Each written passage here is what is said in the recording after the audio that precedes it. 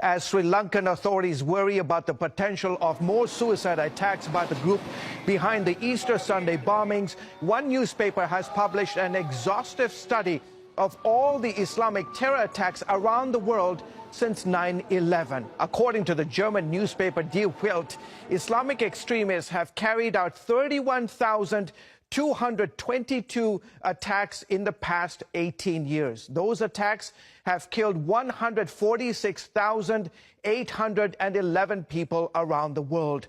Most of the victims have been Muslim. The list concludes with the recent attacks in Sri Lanka that killed at least 253 people and injured more than 500 when suicide bombers targeted churches and hotels on the island nation.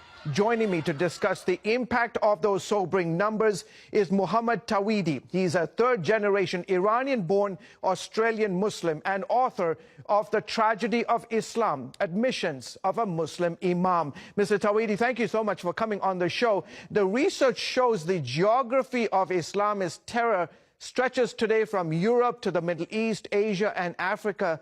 How do we combat the scourge of radical Islamic terrorism? Firstly, in order for us to combat and tackle this wave of terrorism, we need to understand that the definition of terrorism that we use is different from that of the jihadists. The jihadists do not believe that what they are doing is wrong. They believe it is noble to blow themselves up, and therefore there is a clash in understanding in what exactly is going on. Firstly, they do not need an actual government or a geographic location to establish a caliphate. They target areas with weak intelligence and governments that are paying attention to other issues such as political correctness, and they infiltrate and drive their agenda in these areas. The world saw new images of ISIS leader Abu Bakr al-Baghdadi this week as he warned followers that the battle of Islam against the Crusaders is a long battle, he said. Do we know how to fight this battle, and are we prepared to engage in sort of the long haul of this battle? Well, your question is, do we know how to fight this battle? Of course we know how to fight this battle, but are we prepared to take on this battle? We can fight this battle, and it's very easy. We deport every extremist imam in the country. We cancel visas of people coming in from Iran and Saudi Arabia to preach hatred in this coming month of Ramadan to the West. And we stop the construction of new mosques without vetting the people behind them, and stop foreign funding from Islamist countries. And unfortunately, Europe is being run by governments that do not care about their Christian heritage and Christian religion. They don't care about anything that's happening. All they want to do is rule and stay in power, and they use the political correctness machine to do so. Is that going to be the death of our societies around the world? It is the current beginning of the death. It's already happening. There are areas in France where Christians cannot walk freely.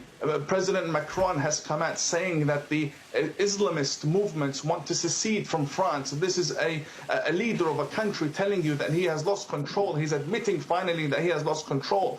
There are serious agendas being played in that region. Look, I am a Muslim, but I cannot live in an Islamist theocracy. I can live in a Christian government based on their constitution, because that is where peace lies. I can't live in a place where ISIS rules the area. That's no Muslim with a brain that works would want to live under ISIS, right? And when we come to the West trying to warn the governments and intelligence agencies about what is happening, about the people we fled from, we have this new political correctness agenda that tells us, oh, we're the racists, we're the ones who are traitors, and the extremists needs to be understood and embraced, and they have a point, let's listen to them. And sooner or later they're in parliament, they're in government, and there you go in America, you have Ilhan Omar and Rashida Tlaib changing the narrative in Washington that is now affecting the whole, influencing and affecting the narrative around the world, attacking Jews, attacking Christians, and this is just the beginning. So if Christians don't wake up, Christian leaders don't wake up, then we Muslims who fled from extremists can't help you anymore. We tried warning you. ISIS may have lost their self-styled caliphate in Iraq and Syria, but they are still a threat in many countries, right? It's not self-styled caliphate, it's a real caliphate. This is the true extremist, Islamist, militant ideology that is taking over our lands and our countries. And you see, with one attack, they took 300 lives in Sri Lanka, injured over 500 people. This is not a so-called caliphate. This is a caliphate in action, and we need to treat it as a caliphate in action, take it seriously, and drive them to the ground.